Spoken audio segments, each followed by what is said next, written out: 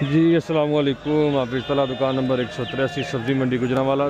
23 तारीख 11 महीना 2025 स्टोर वाले आलू की नीलामी शुरू है भाई, और तकरीबन 56 गाड़ी का माल होगा तकरीबन, और नीलामी भी दिखाते हैं आपको क्या चलती है।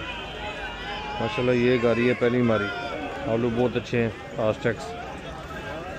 दिखाते हैं आपको इंशाल्लाह नीलामी क्या होती है।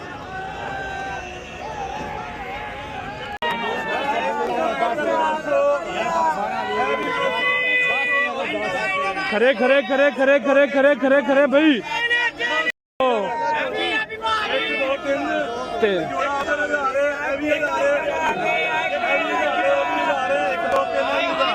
खरे खरे खरे खरे खरे खरे खरे भाई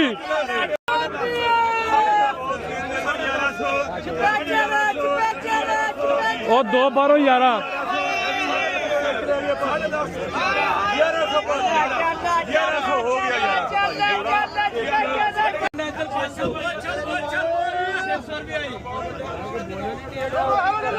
सीधा करो, लिखो लिखो लिखो 2 दरबार दे।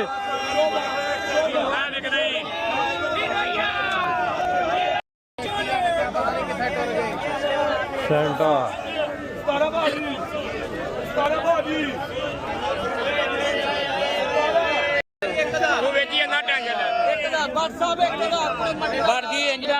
मंडी जो